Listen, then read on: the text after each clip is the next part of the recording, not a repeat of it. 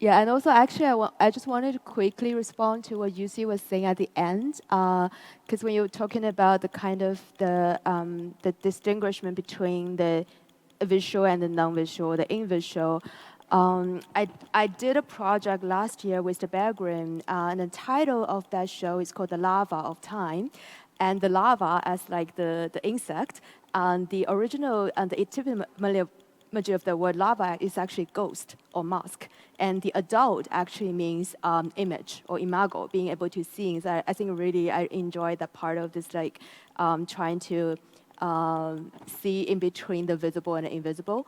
And today I'm gonna just very quickly go together with you about a journey that I took a couple of years ago. I started a couple of years ago about digital infrastructures in China, and I'm going to start with a very simple story. So in 2017, all the iCloud, like iPhone users, not that reliable device, by the way, as we kind of saw just now. So iPhone users in China, including myself, we received a notification saying like all the Apple iCloud services in China would henceforth be stored or operated by a company called Guizhou above the cloud.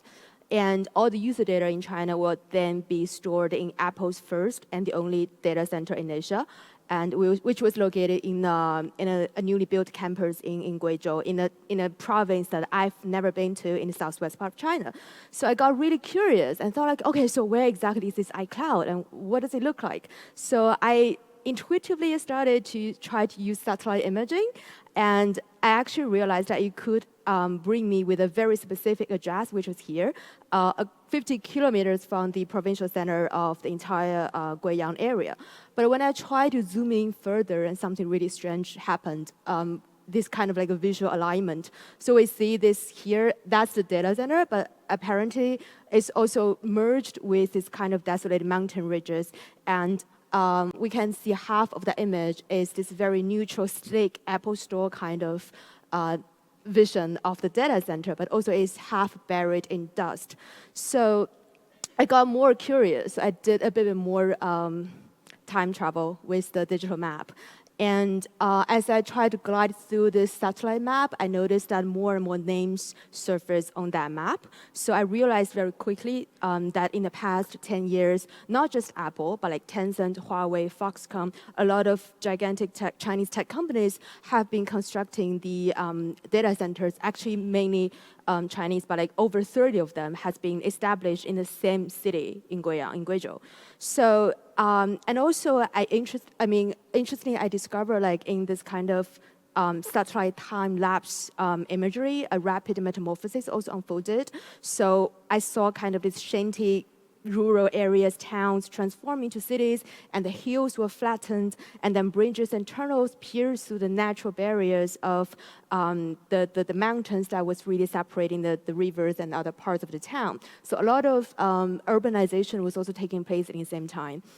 And just as everything seemed to be progressing very smoothly, I encountered this thing, which is a highly blurry cloud that suddenly appeared at the center of the screen, and it was a pixelated mass of white stuff and slowly engulfing the entire frame, and that specific cloud, symbolic of computer networks or data centers, or in Teng Huihu's terms, is also epistemological ghost, haunting and fleeting in its very presence. I just could not realize what's really going on under that piece of cloud. So that was the moment I realized there's only so much that a satellite image can really tell me. So I just embarked on a journey called Under the Cloud, which was a personal attempt in the beginning to really pierce through that specific white fog surrounding satellite maps, and to penetrate the metaphor of the cloud, widely known as the skeleton or the material backbone of the digital infrastructure, and also the ubiquitous layer, elusive layer of cloud computing, and the linguistic one when we refer to digitality. So basically, I went on a journey that was seeking to interrogate the infrastructures that really quietly modulate contemporary technological experiences from behind the scenes, using that province, the city, as an expansive case study. So these are just like a couple of sites that we visited throughout the past a few years during this research. And also, I think they are just like nodes in a network of meaning that was summoned, assembled, and configured among the notion of a cloud itself, which is a network constructed through not just simple server farms, as everyone knows, and cables, but also multiple languages. So it's a cloud that is natural, that is technological, that is descriptive, analytical, hyperbolic, ambiguous, material, and also often quite discursive when we actually did the research. So those data centers are, in my eyes, kind of like the convergence points where a lot of vast undersea cables meet the land.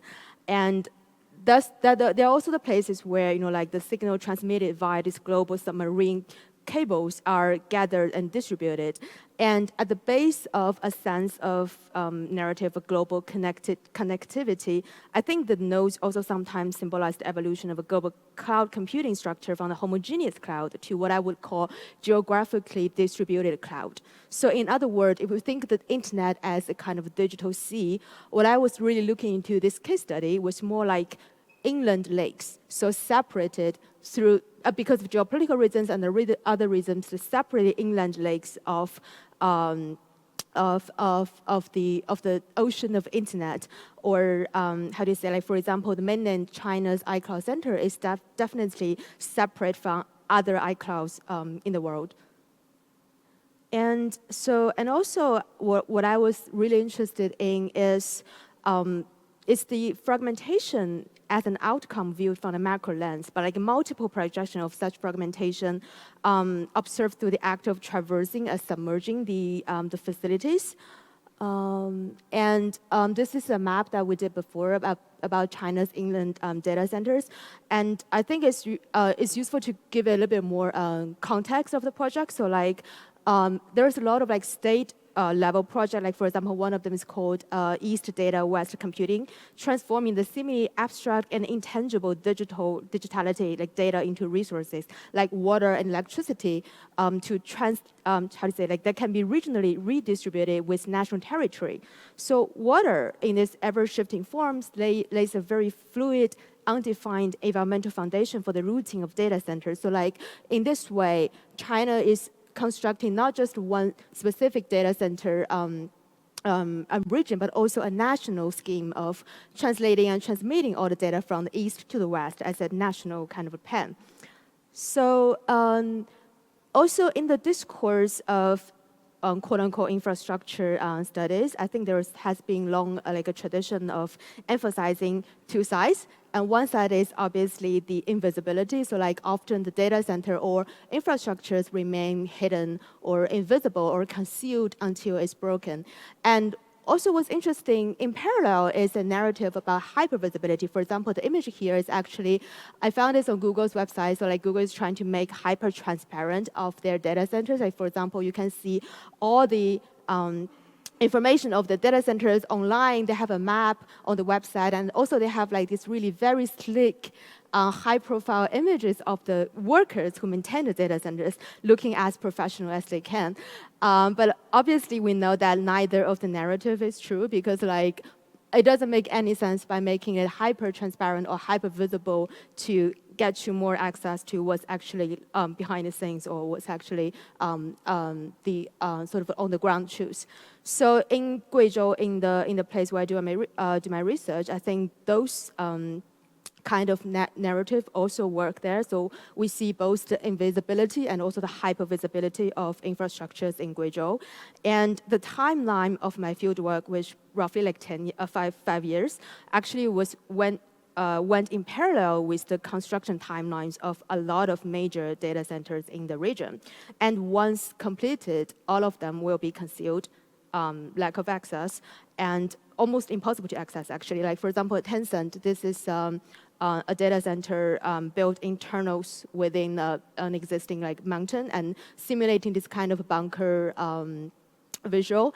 And this is also a data center of automation, which means that it does not need human maintenance most of the time, and it's highly so automated that it's basically a data center designed for machines that process the data, but also machines that maintains the data center. So it will be a kind of a form of hyper invisibility once this is completed.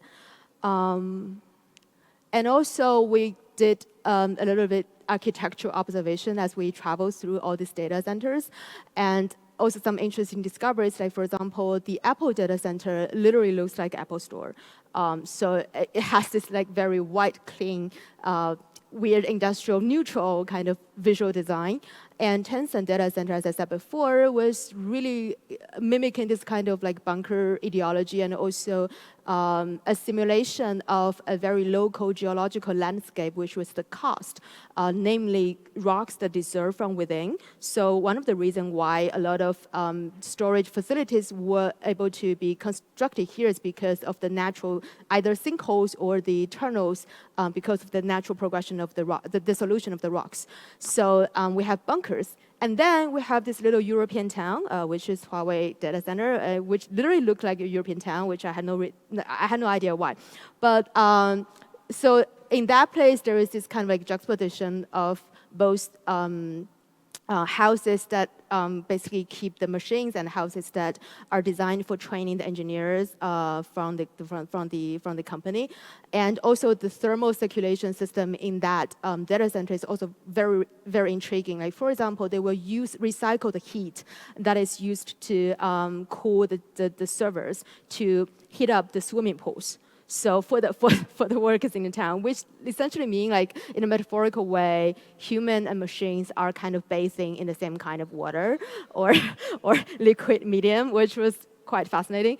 And also in that data center, there's also this kind of intentional design of cars how do you say, like waterfalls and karst geology is trying to make it looking more natural or closer to the natural surrounding of the original setting.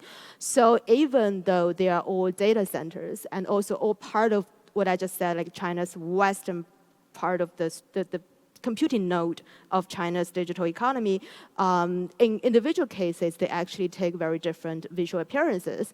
And also, I think in terms of architectural design, or maybe it's a vision of how they would image a futuristic or weird futuristic storage for or data facilities for the country.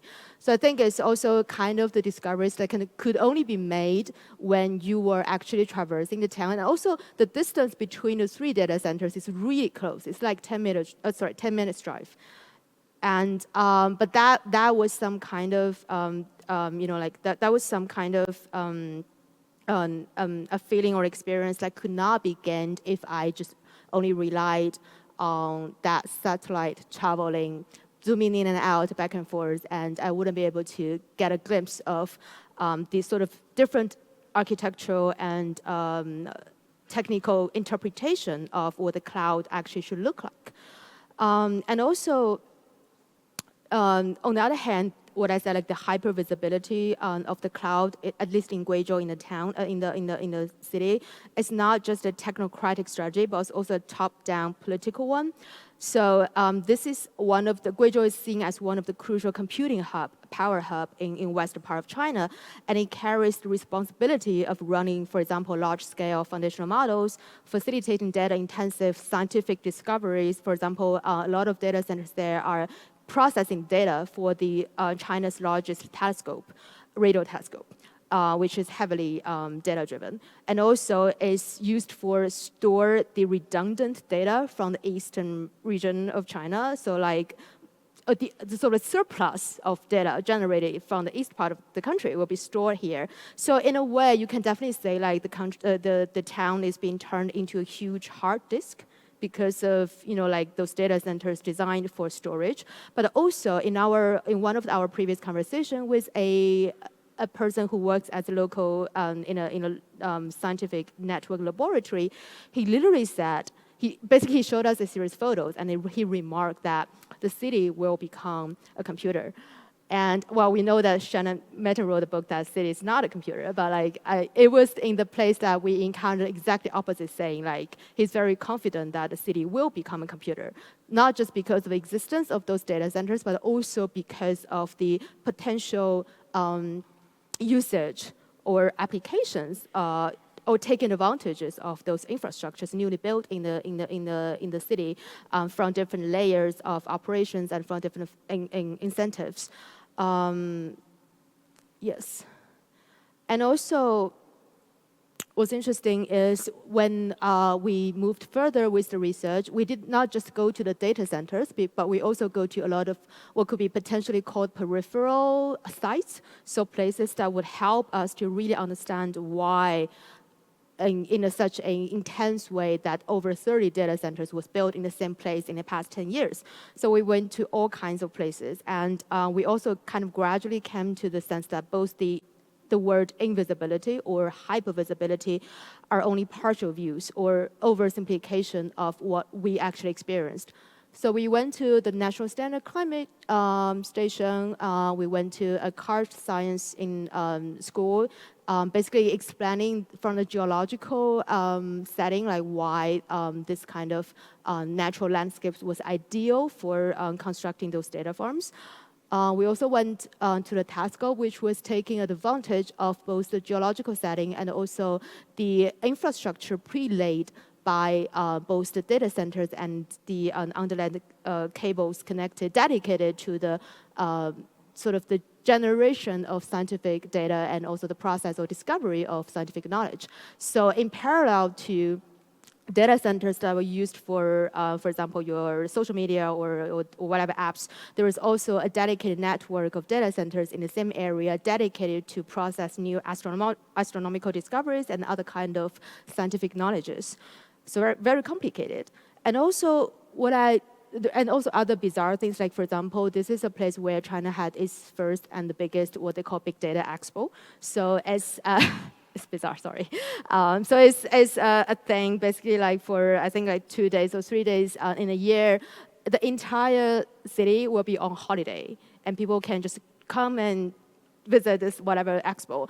And this is also the place where you can see a lot of applications of big data. So we're not just talking about infrastructures or storage or the potential of converting the city into a computer, but also we're talking about highly science fictional and imaginative usage or speculations of what people can use with this kind of data that is generated and stored and processed in the same area.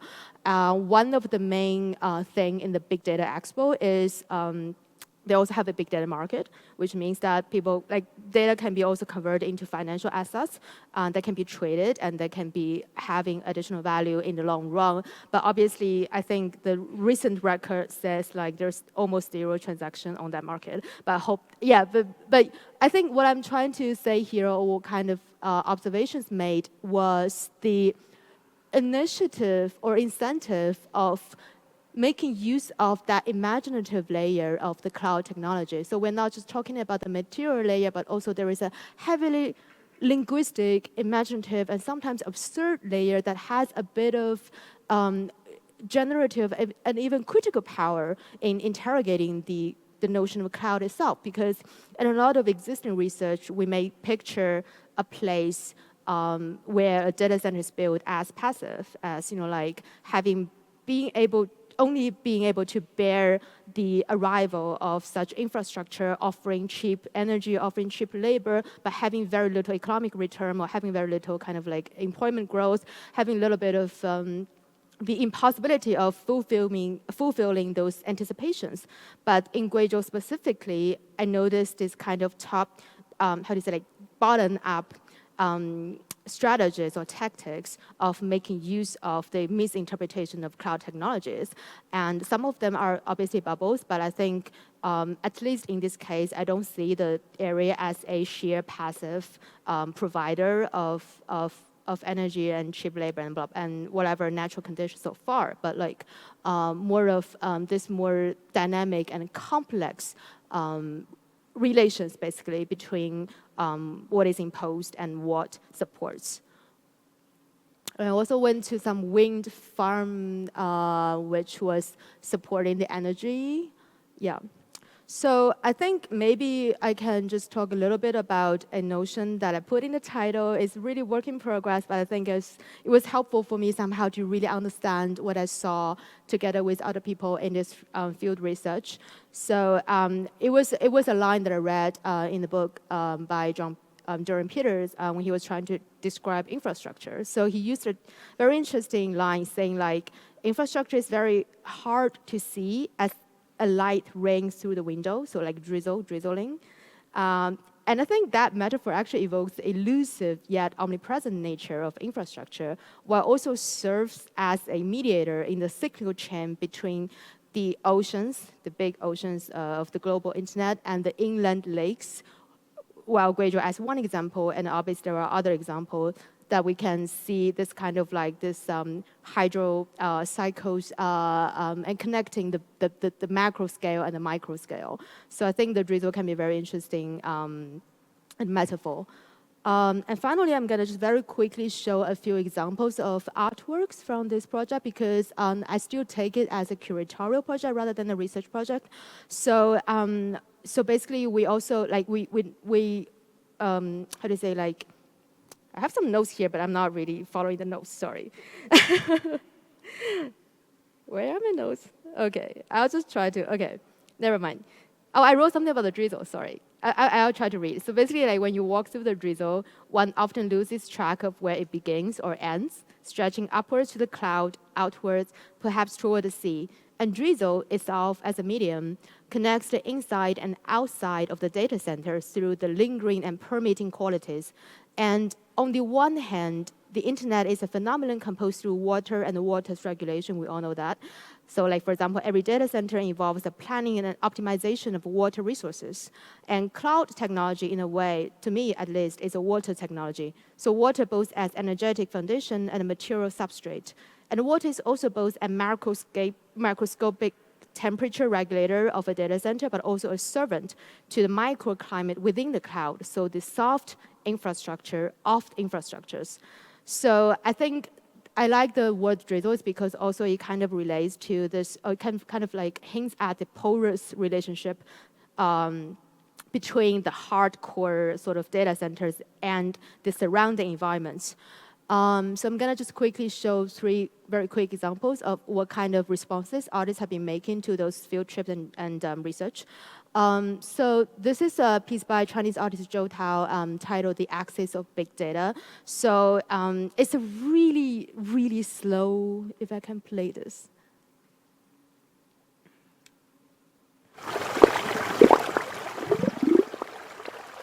So the entire film just goes with very slow motion of juxtaposition of footages between the server racks and the terrace yards, like the farm yards, just outside of one of those data centers.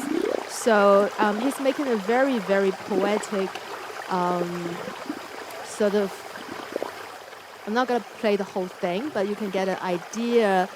Instead of looking just into the data farms, he also turns his camera outside of this data center, and right outside of it is this terrace fields that also looks rhythmically, visually like a server rack, but it's also the place where the remaining agriculture in the town was kept, and also very interestingly, a lot of farmers who used to work here were hired by tech companies to work at the data centers as cleaners, as like contractors, as whatever. So there's also a shift of the local economy and labor industry as well. So it's processed in a very subtle and visual way in this film. Another film I will quickly mention is this place called Bainiaohe. It's a digital town. So it's not near the data center complex, so it's slightly far away. But it's an entire town that was built for the labeling of artificial intelligence. So a lot of companies emerged in the past few years to help make annotations and label how do you say like this supervision of those models. But most of this company just vanished as well within like 5 years of time. So we also see like rise and falls of sort of parallel or peripheral economy that is basically driven by this growth of data centers. And the artist also, the artist traced the rise and fall of that artificial intelligence town, and as well this very kind of sci-fi looking application of trying to basically using big data models to process your dreams, which I don't know what happened afterwards, but it's a very, very poetic documentary basically tracking what's happening in parallel with those data centers. And finally, Zike's film, which will be shown here very soon, made very, very elegant sort of connection between the geological time and the computational time, because how to say, like, so basically the area, Guizhou area is also very famous for its history, like really, really long history with fossils and stuff. So, and that was the kind of another layer of storage that existed before, way before the data center was constructed. And in this film, the protagonist were a taxi driver and a man who basically lost his way because one of the navigation satellites stopped working, so he just got entirely lost. So there are 3 layers of the roles played in this film. The first layer is the taxi driver and the lost guy who got lost because of the navigation system is down because of the whatever happens in the sky with a pulsar. And the second layer is, metaphorically speaking, actually the woman, the taxi driver, is actually a AI software. And the guy, metaphorically speaking, is the operator of the data center. And the third layer, actually in a real society like level, those 2 people are the artist's own parents. So her mom is actually the taxi driver, and her dad actually works in the city as well, and also who got lost. So I think within one film, there is 3 different narratives unpacked around this seemingly happening too fast, datafication of everything, and grasping a feeling of like losing sense of what's going on, a loss of orientation, a little bit of speculation, and a little bit of looking into the past. So I'm gonna just end here, but I will show you a trailer, and if it works. Pew. It's very short.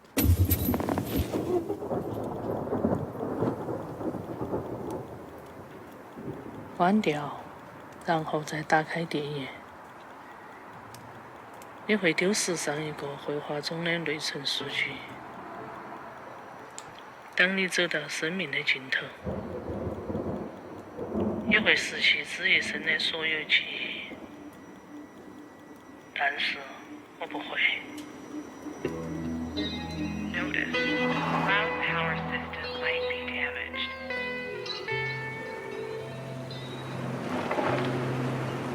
我睡得都没信号了。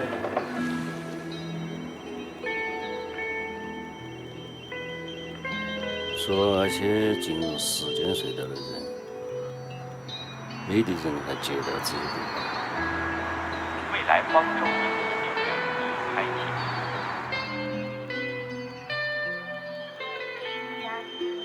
我刚刚想到这条路，这条。俺也不晓得指的是山，以前是一片海。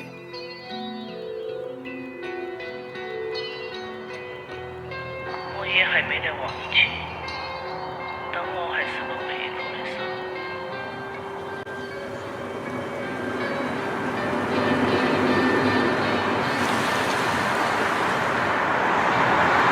这种信息是天体的 GPS。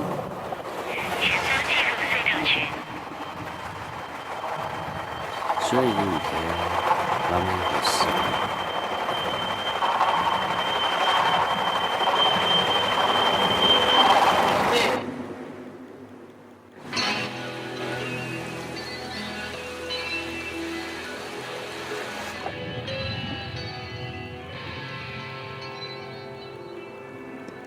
我还记得，当我还是个出租车司机的时候。